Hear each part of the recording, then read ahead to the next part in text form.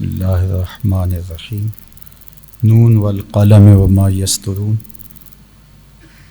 ما انت بنعمت ربک بمجنون وان لک لاجرا غیر ممنون وانک لعلی خلق عظیم صدق اللہ مولانا العظیم وصدق رسولہ النبی الکریم الرؤوف الرحیم اللہم نور قلوبنا بالقرآن وزین اخلاقنا بالقرآن وادخلنا الجنۃ بالقرآن ونجنا من النار بالقرآن قال اللہ تعالی وتبارک فی شان حبیبہ مخبرا وعامرا ان اللہ وملائکتہ یصلون علی النبی یا ایھا الذین آمنوا صلوا علیہ وسلموا تسلیما اللہم صلی علی سیدنا و مولانا محمد معدن الجود والکرم صلاۃ و سلاما علیک یا سیدی یا رسول اللہ وعلی آلک و اصحابک یا حبیب اللہ۔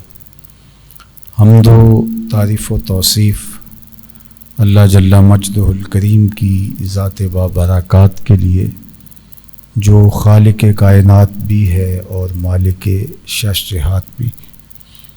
اللہ جل وعلا کی حمد و ثنا کے بعد رسول رحمت، شفیع معظم، نبی محتشم، حضور ختم المرتبت صلی اللہ علیہ وآلہ وسلم کے حضور ناز میں اپنی عقیدتوں، ارادتوں اور محبتوں کا خراج پیش کرنے کے بعد واجب الاحترام ذوی الاحتشام معزز و مکرم سامعین حاضرین، السلام علیکم ورحمۃ اللہ وبرکاتہ۔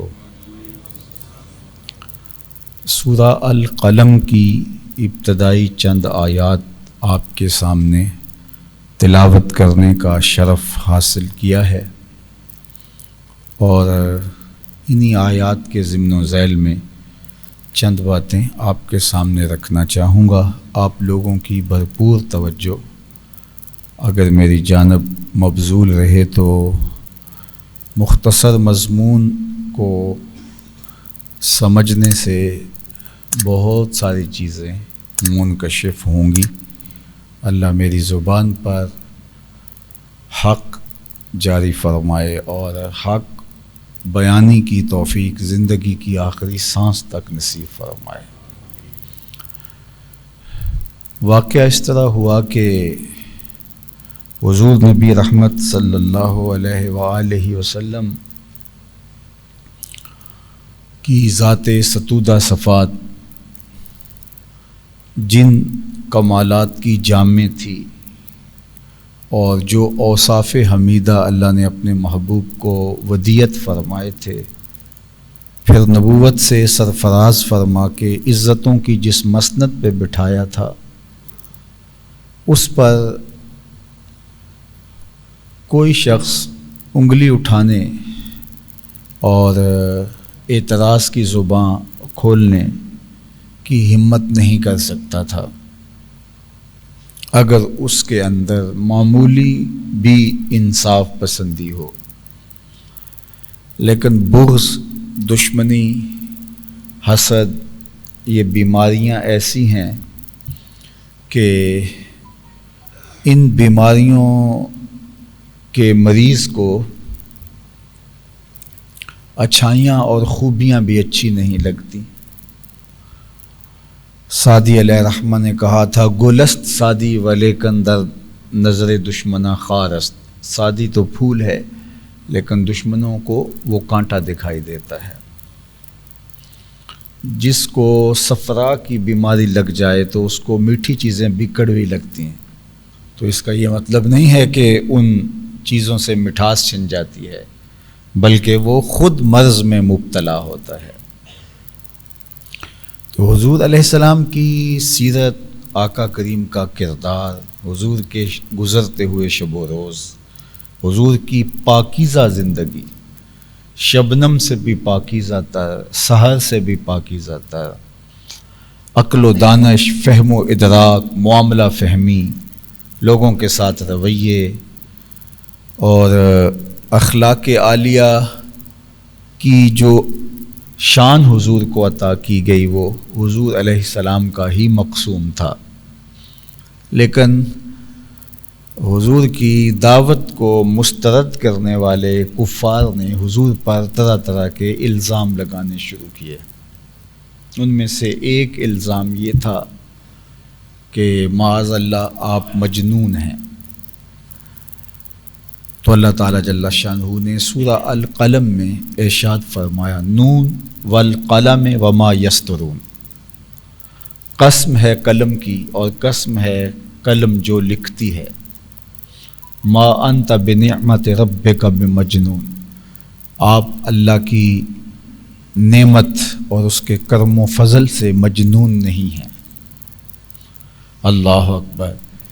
ان کے الزام کا رد کیا اور کہا کہ اللہ نے آپ کو نبوت سے سرفراز کیا ہے، اور نبوت جیسا منصب کسی ایسے شخص کو تو نہیں دیا جاتا کہ جس کا توازن عقلی ہی ٹھیک نہ ہو۔ تو اللہ کی عطا کردہ نعمتوں کے حصار میں ہیں اور آپ مجنون نہیں ہیں۔ وَإِنَّ لَكَ لَأَجْرًا غَيْرَ مَمْنُونٍ، اور آپ جو کار نبوت کی ذمہ داریاں ادا کر رہے ہیں اس کا جو صلہ اللہ آپ کو عطا فرمائے گا، اس کا جو اجر عطا فرمائے گا، اللہ اکبر، اس کی فراوانیوں کا اور اس کی عظمتوں کا بیان فرمایا، اور پھر ارشاد کیا وَإِنَّكَ لَعَلَىٰ خُلُقٍ عَظِيمٍ۔ یہ تو لفظ مجنون بول کر کے اپنے خب سے باطن کا اظہار کر رہا ہے، میں رب ہو کے کہہ رہا ہوں محبوب تیرا خلق عظیم ہے۔ تو محبوب کریم علیہ السلام کی عظمت کو سورہ القلم میں بیان فرمایا گیا۔ تو کوئی دشمن، کوئی بدخواہ، کوئی شاتم رسول کچھ بھی کہے تو وہ اس کے خب سے باطنی کا ایک اظہار ہے، جس کو وہ آزادی اظہار کا نام دیتا ہے۔ وہ آزادی اظہار نہیں بلکہ اظہار خب سے باطن ہے۔ باقی رہی بات حقیقت واقعیہ کیا ہے، تو وہ اللہ نے قسم کی، قلم کی اور قسم کی، اس کی جو قلم لکھتا ہے، کہا قسم قلم کی اور قسم لکھی ہوئی سطروں کی، محبوب تیرا خلق عظیم ہے۔ تو اللہ کے فضل سے اس کی عطا کردہ نعمتوں کے حصار میں ہے۔ جنون کا کیا تعلق تیری چوکھٹ سے؟ تیری چوکھٹ کے ذرے بھی دانش بانٹتے ہیں، اور تیرے نالین سے لگے ہوئے ذرے بھی دنیا کو عقل و بینش کا نور دیتے ہیں، تیرے نقوش قدم لوگوں کی رہبری کرتے ہیں۔ تو کیا تعلق آپ کا جنون سے؟ تو یہ مجنون خود ہے جو آپ کو یہ الزام دیتا ہے، اور اس پر قسم کی قلم کی اور اس پر قسم کی قلم کی لکھی ہوئی سطروں کی۔ اللہ اکبر۔ آج دنیا کے اوپر آزادی اظہار کے نام سے جو فتنہ شروع کیا مستشرقین نے آج سے کئی سو سال پہلے، اب دور موجود میں اس کا ظہور سوشل میڈیا اور دیگر ذرائع جو ابلاغ کے ہیں ان کے ذریعے سے سامنے آیا، اور یہ بات اچھی طرح سے ذہن نشین رہنی چاہیے کہ حضور علیہ السلام کا کردار اتنا شفاف ہے کہ جو اس کردار پر انگلی اٹھاتے ہیں وہ خود بھی آپس میں متردد ہوتے ہیں کہ یہ تو خب سے باطن کا اظہار ہے، اور جب خب سے باطن کی بنیاد پر کوئی اعتراض اٹھایا جائے تو پھر اعتراض کرنے والوں کے اپنے بیانات میں تضاد ہوتا ہے۔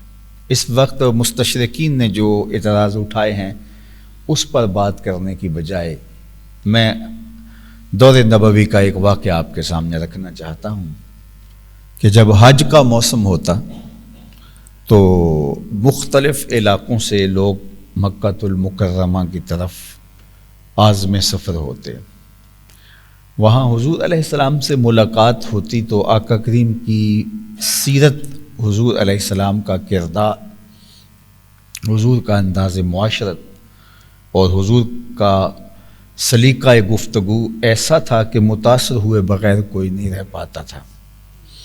تو کفار کی کوشش ہوتی تھی کہ کوئی حضور علیہ السلام تک ملنے نہ پائے، کوئی ان تک پہنچے ہی نہ، تو راستے میں آنے والے قافلوں کو روکتے اور انہیں بدظن کرنے کی کوشش کرتے تاکہ وہ ملے ہی نہ، اور پھر جو ان کے دل میں جو اندر خباستیں ہوتی اس کا اظہار کرتے۔ لیکن ہوتا یہ کہ ایک شخص ملتا اور وہ حضور علیہ السلام کے بارے میں ایک بات کرتا کہ وہ تو مجنون ہیں معاذ اللہ، دوسرا اسی شخص کو دوبارہ کہیں ملتا تو وہ کہتا کہ وہ تو کاہن ہیں، تیسرا ملتا تو وہ کہتا یہ تو جادوگر ہیں۔ تو ایک دن ان سب لوگوں نے، صنادید قریش نے بیٹھ کر حج سے پہلے مشاورت کی کہ تم آنے والے اشخاص کو، آنے والے قافلوں کو بدظن کرنے کے لیے یہ جو بھی کہتے ہو، تمہارے بیانات کے تضاد کی وجہ سے وہ لوگ متذبذب بھی ہوتے ہیں اور پھر وہ سوچنے پہ مجبور ہو جاتے ہیں کہ ایک نے یہ کہا، دوسرے نے یہ کہا، تیسرے نے یہ کہا، میں مل کے تصدیق تو کروں کہ اصل ماجرا کیا ہے، اور جب کوئی ملتا ہے تو ان کا ہو جاتا ہے، تو یہ طے کرو کہ کہنا کیا ہے، جو بھی کہو سب ایک ہی جملہ کہو۔ تو انہوں نے کہا ٹھیک ہے ہم مجنون کہیں گے۔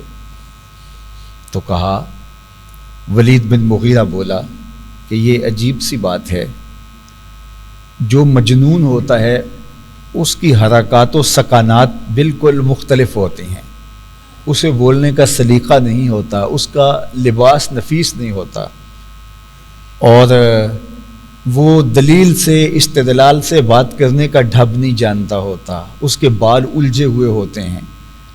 عجیب بات ہے، تم لوگوں سے کہو گے کہ نہ ملنا ان سے، وہ مجنون ہیں، تو اگر لوگ ان کو گزرتے ہوئے دیکھ لیں گے، ان کی چال ہی بتائے گی یہ کوئی دانش مند گزر رہا ہے، تو تمہاری بات کون مانے گا؟ اس سے اگر کوئی ہم کلام ہوا تو اس کی گفتگو کے اندر جو حسن ہے، نفاست ہے، اور پھر جس طرح بات کرنے کا سلیقہ جانتے ہیں، گفتگو کا طریقہ جانتے ہیں، تو کیسے تمہاری کو بات مان لے گا؟ تو یہ تمہاری جذبات تو ہو سکتے ہیں لیکن امر واقعہ ایسا نہیں ہے، تو تمہاری بات کی لوگ تکذیب کریں گے کہ انہوں نے جھوٹ بولا ہے، تو کوئی اور بات بناؤ۔ انہوں نے کہا ٹھیک ہے ہم کہیں گے کاہن ہے، یہ قرآن کہانت ہے اور یہ کاہن ہے۔ کہا کہ اچھا ٹھیک ہے تمہاری بات مان لیتے، تم یہ الزام لگاتے ہو، لیکن کیا اہل عرب کاہن کے وجود سے ناآشنا ہیں؟ عربوں نے کبھی کاہن نہیں دیکھے؟ جب کاہنوں کے پاس جو لوگ جاتے ہیں تو وہ ایک لمبی رسی لیتا ہے، اس کے اندر گرہیں ڈالتا ہے اور پھر کھولتا ہے اور پھر باتیں بتاتا ہے، اور تم نے بتایا ہوگا یہ کاہن ہے، اور ان سے ملاقات جب کسی کی ہوئی، نہ اس کے ہاتھ میں رسی ہے، نہ وہ گرہیں ڈالتا ہے، نہ گرہیں کھولتا ہے، لیکن جب بات کرتا ہے دل کی گرہیں کھلنے لگ جاتی ہیں، تو یہ کیسے تمہاری کو بات مان لے گا کہ یہ کاہن ہے؟ کہا ٹھیک ہے ہم کہیں گے کہ یہ جادوگر ہے، ساحر ہے۔ تو بعض نے کہا ہاں یہ بہت اچھی بات ہوئی۔ تو کہا کہ جادوگر بھی کوئی خلائی مخلوق نہیں ہے، کوئی آسمانی مخلوق نہیں ہے کہ کبھی لوگوں نے جادوگر دیکھے نہ ہوں۔ جادوگر جگہ جگہ موجود ہوتے ہیں اور وہ کچھ پڑھتے ہیں اور پھر پھونکتے ہیں، پھر آنکھوں پر اثر انداز ہوتے ہیں، اور اس کو تو مل کر کے ہی دل کی دنیا بدلتی ہے، ایسی تمہاری کوئی بات مان لے گا کہ یہ جادوگر ہے؟ تو پھر کہا کہ چلو ٹھیک ہے ہم شاعر کہہ دیتے ہیں، چونکہ اس کا کلام بہت مکفّہ و مسجع خوبصورت ہے، تو ہم کہیں گے یہ شاعر ہے۔ تو ولید نے ویسے کہا کہ ٹھیک ہے تمہاری بات مان لیتے ہیں، لیکن عروض اور قافیہ بندی اس کے کلام میں نہیں ہے، پر اہل عرب شاعری کو تو خوب جانتے ہیں، اگر کوئی خود شاعر نہیں ہے تو اسلوب شعر سے اچھی طرح آگاہ ہے، جب وہ اس کا کلام سنیں گے تو انہیں واضح ہوگا کہ یہ شاعر نہیں اور تم نے الزام دیا تھا. لیکن پھر کہیں کیا؟ کاہن کہیں تو کاہن نہیں، ساحر کہیں تو ساحر نہیں، مجنون کہیں تو مجنون نہیں، سب سے نیچے آ کے شاعر کہیں تو شاعر بھی نہیں، تو پھر کیا کہیں؟ زبان تو کسی کی نہیں بول رہی تھی، اندر سے سب یہی کہہ رہے تھے، پھر نبی ہی کہہ دو اور کیا کہنا. لیکن بہرحال انہوں نے طے کیا کہ ہم شاعر کہیں گے. اللہ اکبر. اور یہ شاعر کہہ کر کے حضور علیہ السلام سے لوگوں کو دور کرنے کی کوشش کرتے. ان کی شاعرانہ باتیں ہیں، چھوڑ دیجئے. لیکن معاذ اللہ دوسرے لفظ بھی انہوں نے کہے. حضرت عمر رضی اللہ تعالیٰ عنہ اپنے ایمان لانے سے قبل کا واقعہ بیان کرتے ہیں. کہتے ہیں کہ میں ایک دن گھر سے نکلا اور میری نیت تھی کہ میں حضور علیہ السلام کو اذیت پہنچاؤں. میں سین حرم میں پہنچا تو آپ آقا کریم نماز میں تھے، تو میں بھی پیچھے جا کے کھڑا ہو گیا اور حضور تلاوت کر رہے تھے. تو میرے دل میں آیا کہ یہ شخص شاعر ہے.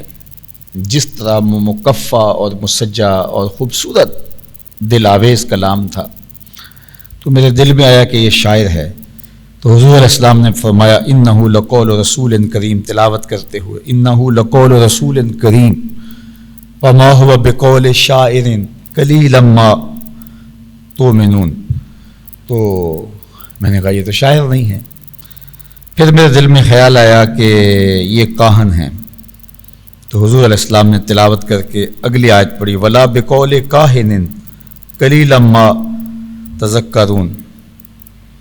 تو پھر آگے آواز آئی تنزیل من رب العالمین، یہ رب کا نازل کردہ کلام. تو یہ شاعر بھی نہیں ہیں، یہ کاہن بھی نہیں ہیں، یہ ساحر بھی نہیں ہیں، یہ جادوگر بھی نہیں.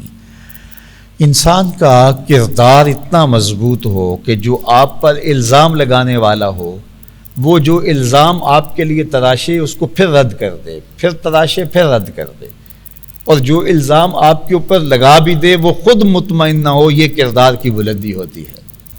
یعنی کردار کی اونچائی یہ ہے کہ یہ باہم میٹنگ کر رہے ہیں بیٹھ کے کہ اس شخص پر الزام کیا لگایا جائے. تو شاعر لگاتے ہیں تو پھر خود ہی کہتے ہیں کہ شاعر نہیں، کاہن کہتے ہیں تو خود ہی کہتے نہیں، کہانت تو اور چیز ہے اور ان کا انداز اور ہے. اور اگر یہ ساحر کہیں، جادوگر کہیں تو کہیں کہ جادوگر بھی نہیں ہے. اور پھر معاذ اللہ اگر مجنون کا لفظ بولیں تو یہ تو بات جو ہے وہ خود ہی کہتے ہیں کس طرح کوئی تمہاری بات مان لے گا، جبکہ وہ اتنے اچھے خلق کا مالک ہے اور ان کا طرز زندگی اتنا مرتب اور منظم اور اخلاق کریمانہ کہ خدا خدا ہو کہ ان کے خلق کی گواہی دے رہا ہے. خلق عظیم کہا. اللہ اکبر. اور ام المومنین سیدہ عائشہ رضی اللہ تعالیٰ عنہا سے جب حضور کی سیرت کے بارے میں پوچھا گیا تو انہوں نے بھی برجستہ جو جملہ کہا وہ تھا وَكَانَ خُلُقُهُ الْقُرْآنِ. اے مخاطب اگر تو پوچھنے آیا ہے تو سن لے، ان کی سیرت کیا ہے؟ تو ان کی سیرت دیکھنی ہے تو قرآن کھول کے بیٹھ جائے. قرآن کے بتائے ہوئے اسلوب کے مطابق ان کی زندگی ہے. قرآن کی تھیوری کا اگر تم نے پریکٹیکل دیکھنا ہے تو وہ ذات رسالت مآب صلی اللہ علیہ وسلم کی حیات طیبہ ہے. تو یہ ہے حضور کی عظمتوں اور حضور کی رفتوں کا وہ بیان کہ جو الزام لگاتے ہیں وہ آج ایک الزام لگاتے ہیں تو کل اس سے ہٹ جاتے ہیں کہ نہیں یہ نہیں، تو پھر دوسرا الزام لگاتے ہیں اس سے ہٹ جاتے ہیں. تو آج بھی دنیا کے اوپر جو الزام حضور علیہ السلام کی ذات پہ لگاتے ہیں تو ان کی آپس گفتگو کے اندر تضاد ہے. کوئی کچھ بول رہا ہے، کوئی کچھ بول رہا ہے.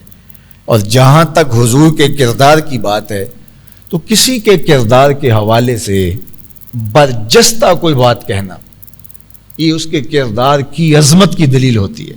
یعنی کسی شخص کے بارے میں آپ کسی سے پوچھیں وہ کیسا ہے تو وہ سوچ کر بتائے کہ وہ اچھا ہے، یہ ہے، تو پھر بات اور ہے. اور وہ برجستہ اس کے بارے میں رائے دے تو پھر اس کا مطلب یہ ہے کہ اس کا کردار اتنا واضح چمکدار ہے کہ اس کے لیے اس کو تفکر ہی نہیں کرنا پڑا.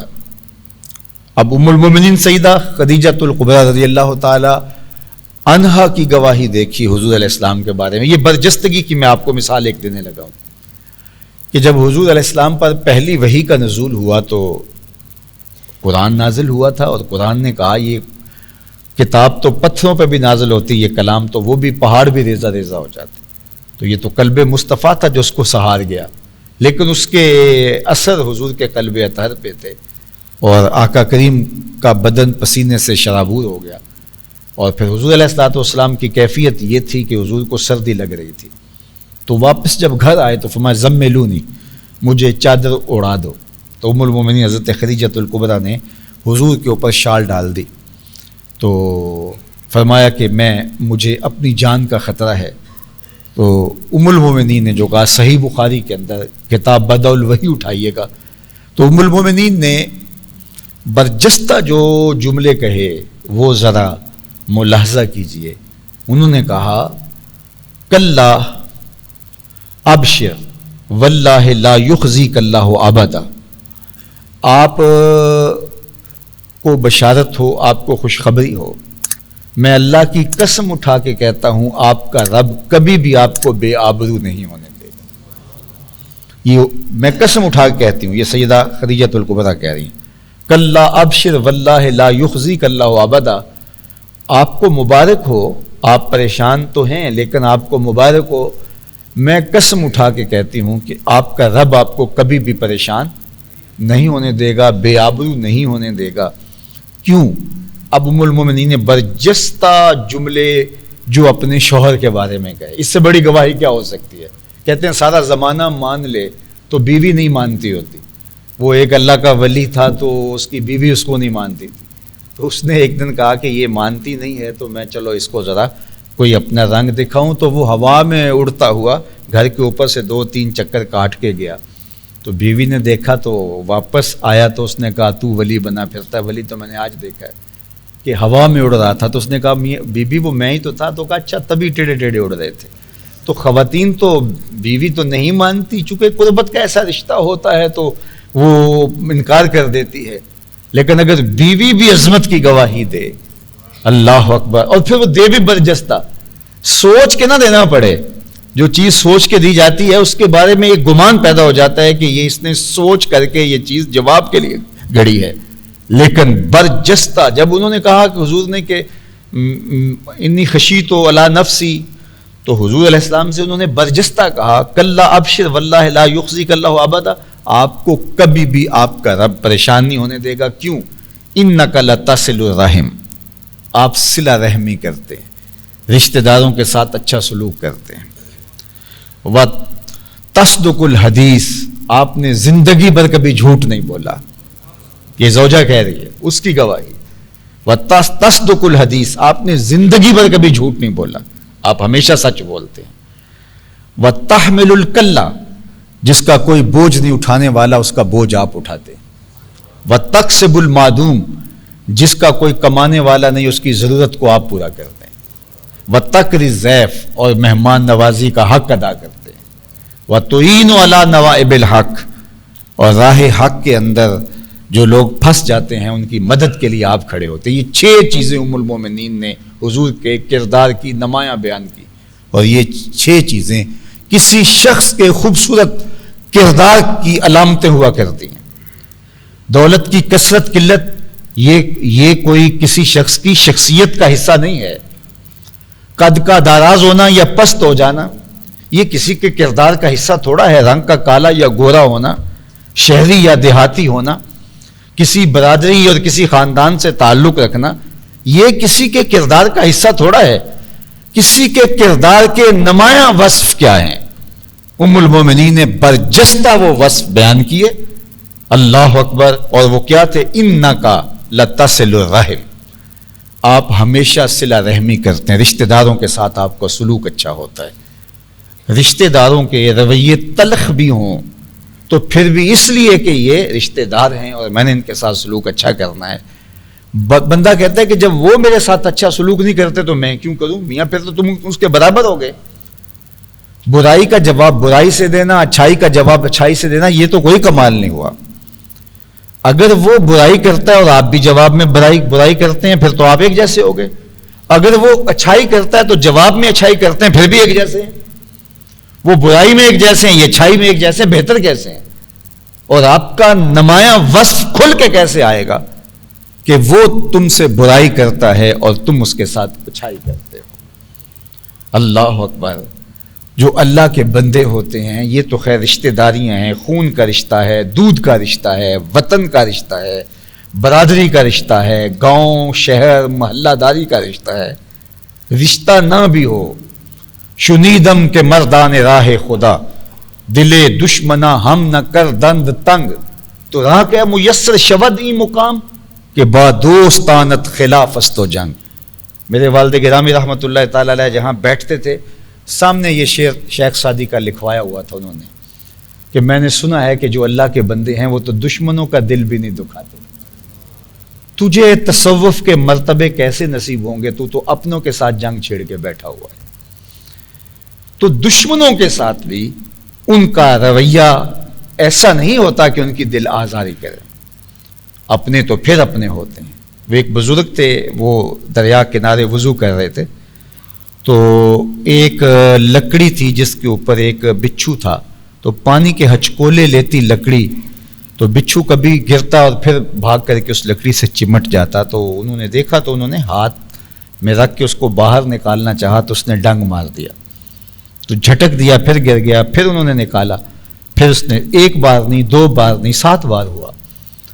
تو بزرگوں کے ساتھ جو بیٹھا ان کا مرید تھا, تو اس نے کہا حضرت یہ 7 بار آپ کو ڈنگ مار چکا ہے اور آپ اس کو پھر بھی نکالنا چاہ رہے ہیں.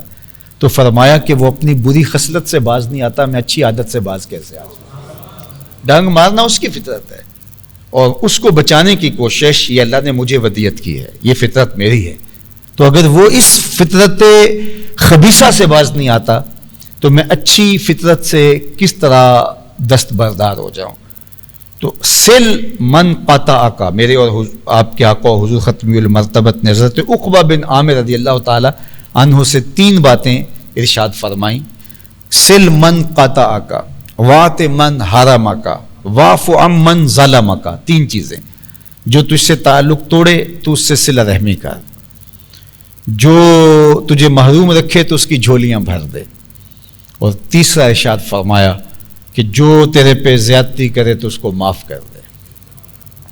سال معاشرت پرسکون رشتہ داریوں کے قیام کے لیے ضامن ہے یہ طریق اور یہ عمل. تو کہا انک لتصل الرحم, آپ صلہ رحمی کرتے ہیں, آپ کا یہ وصف نمایاں وصف ہے. دوسری بات انہوں نے کہی حضرت ام المومنین نے, وتصدق الحدیث, آپ ہمیشہ سچ بولتے ہیں, کبھی زندگی میں جھوٹ نہیں بولا. اور آپ جانتے ہیں کہ نبوت کا اعلان تو حضور نے 40 سال کی عمر کو پہنچ کر جو ہے وہ پھر فرمایا ہے, لیکن صادق اور امین حضور علیہ السلام کو پہلے ہی کفار کہتے تھے. یہاں تو گوشوارے جمع کروائے جاتے ہیں اور کوئی بندہ صادق امین مل نہیں رہا, اور اس کے لیے 100 معاملے ہیں, لیکن یہاں عدالتیں ثابت نہیں کر رہی کہ کوئی صادق اور امین ہے.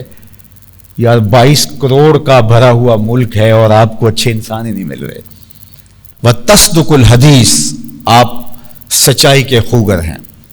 تیسری بات وتحمل الکلہ, آپ جس کا کوئی بوجھ اٹھانے والا نہیں اس کا بوجھ اٹھاتے ہیں. یہ سال معاشرت کی ایک علامت ہے کہ کمزوروں کو ساتھ کھڑا کیا جائے. ہر شخص 1 سال میں ایک بندے کو اپنے ساتھ کھڑا کر لے تو مجھے بتائیے گا کہ معاشرہ کس قدر جو ہے وہ آگے بڑھے گا. لیکن اب تو ہوتا یہ ہے کہ ہم جو ہے وہ چھپا رہے ہوتے ہیں کہ کسی اور کو پتہ نہ چل جائے اور کوئی خیر حاصل نہ کر لے. تو لوگوں کا بوجھ اٹھانا, لوگوں کو ساتھ کھڑا کرنا, لوگوں کی مدد کرنا, لوگوں کی نصرت کرنا, یہ حضور کا طریق تھا.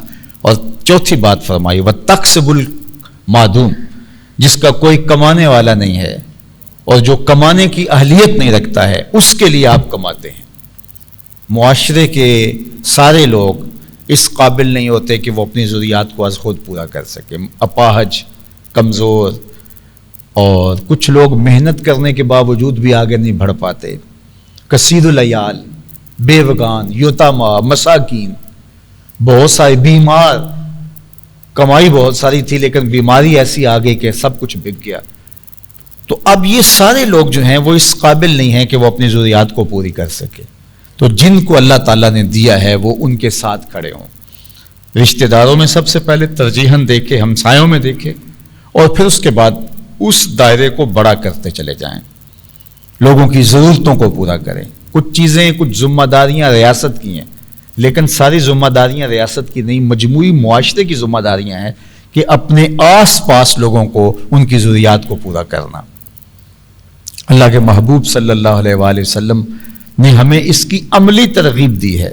اور یہ بات ذہن میں رکھیے گا، وقت اگر زیادہ نہیں ہو رہا تو میں عرض کروں کہ 3 ذرائع جو رزق کے جو ذرائع ہیں ان کو اختیار کرنے کی ہمیں ترغیب دی گئی ہے، لیکن اس کے لیے 3 نیات کا استحضار بہت ضروری ہے.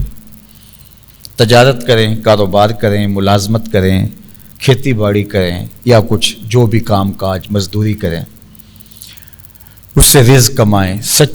دیانت کے ساتھ حلال رزق کمانا حلال طریقے سے، یہ عین دین ہے. لیکن اس کے لیے 3 نیتوں کا استحضار یہ لازمی ہے. سب سے پہلی نیت جس کا استحضار ضروری ہے وہ کیا ہے؟ اپنے آپ کو سوال کی ذلت سے بچانے کے لیے کاروبار کیا جاتا ہے، رزق کمایا جاتا ہے کہ میں ضرورتیں رکھتا ہوں، مجھے 3 وقت کا کھانا بھی چاہیے، مجھے لباس بھی چاہیے، سر چھپانے کے لیے گھر بھی چاہیے، میری ضروریات ہیں.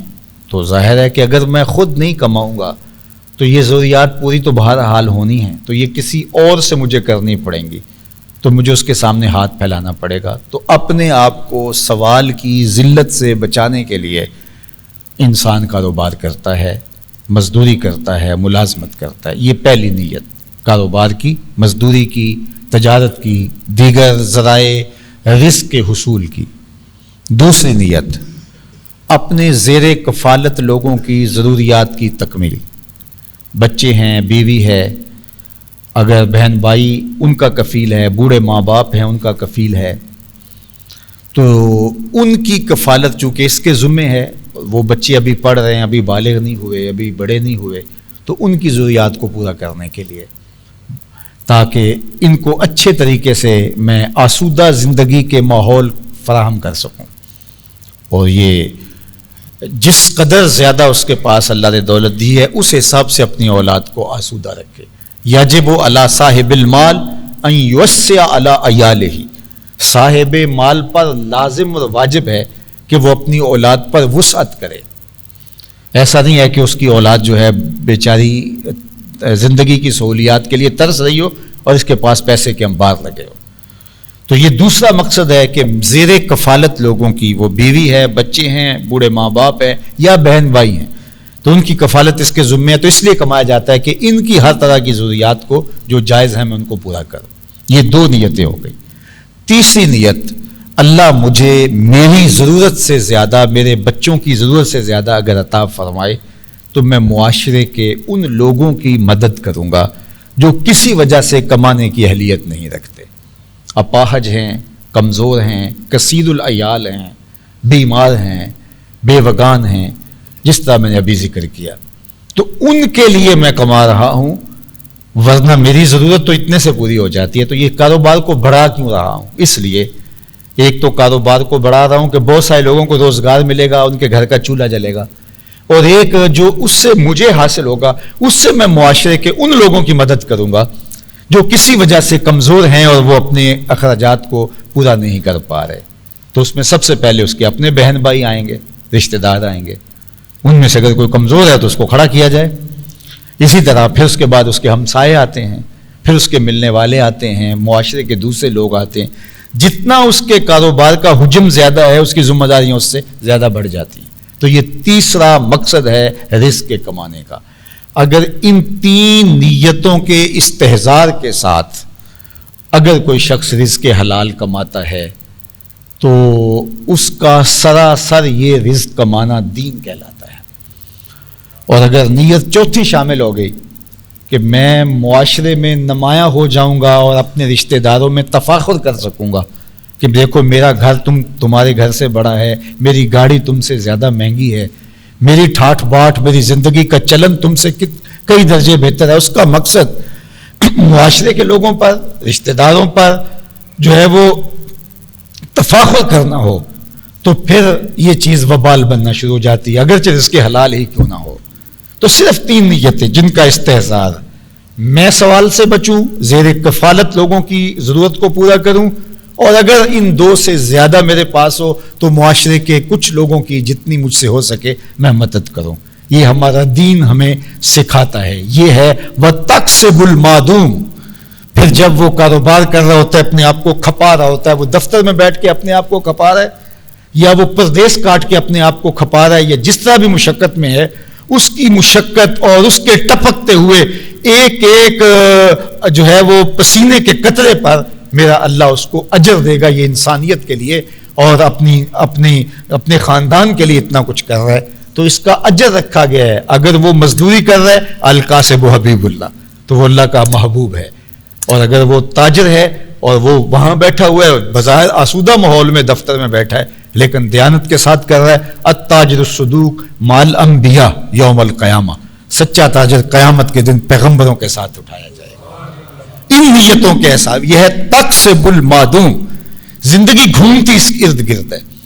اور اگر ہم خود غرض ہو جائیں اور ہمارا مقصد جو ہے وہ پیسہ جمع کر لینا ہے اور امیر سے امیر بننا ہے، تو اس کا تو کوئی اس کی تو کوئی حد ہی نہیں ہے. کہیں بھی کوئی انتہا نہیں آتی کہ چلو اتنے پیسے جمع کر لیں گے تو اب سکون آ جائیں گے. سکون ایسے آتا ہی نہیں ہے.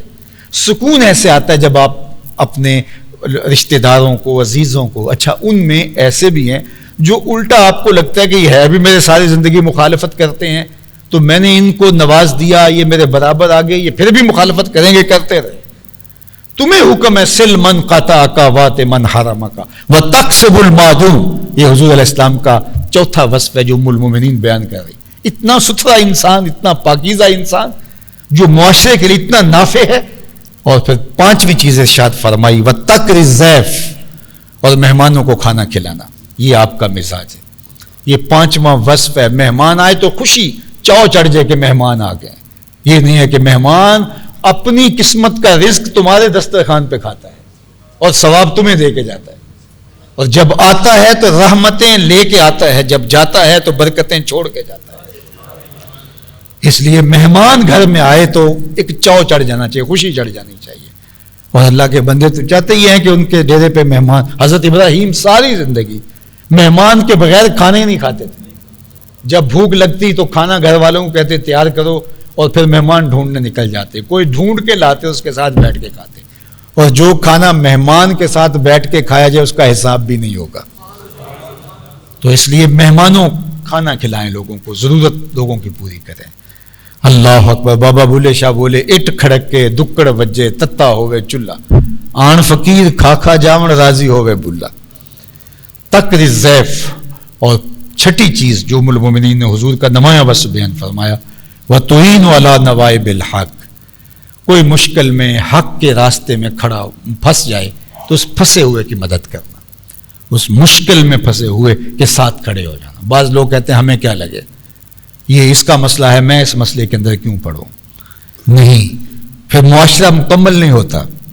جب آپ کسی کو اس کے حال پہ چھوڑ دیں اور وہ ہو بھی سچ پر اور حق پر، اور آپ کہ میں اس کا ساتھ کیوں دوں، تو پھر معاشرہ ادھورا رہ جاتا ہے اور خیر کی قوتوں کی حوصلہ شکنی ہوتی ہے اور شر کی حوصلہ افزائی ہوتی. تو یہ 6 وصف ہیں ایک اچھے انسان کے. ایک وقت آیا کہ حضرت ابوبکر صدیق رضی اللہ تعالیٰ عنہ شہر مکہ چھوڑ کر چلے گئے لوگوں کے رویوں سے تنگ آ کے. تو ابن الدغنہ وہ کفار کا ایک بہت بڑا سردار تھا، وہ رستے میں ملا تو کہا کدھر جا رہے ہو؟ وہ کہا کہ مکے والوں نے جو ظلم و ستم ڈھائے ہیں تو مجھے تو اب یہاں نہیں رہنا. تو اس نے کہا کہ میں آپ کو امان دیتا ہوں، آپ جو ہے وہ دوبارہ مکے آ جائیں. اور آپ نے کہا نہیں میں مکے نہیں آؤں گا. تو اس نے کہا آپ جیسے لوگ اگر مکے میں نہیں رہیں گے تو مکہ تو ویران ہو جائے گا. اور اس نے کہا کہ آپ تو وہ ہیں کہ لتصل الرحم، جو صلہ رحمی کرتے ہیں.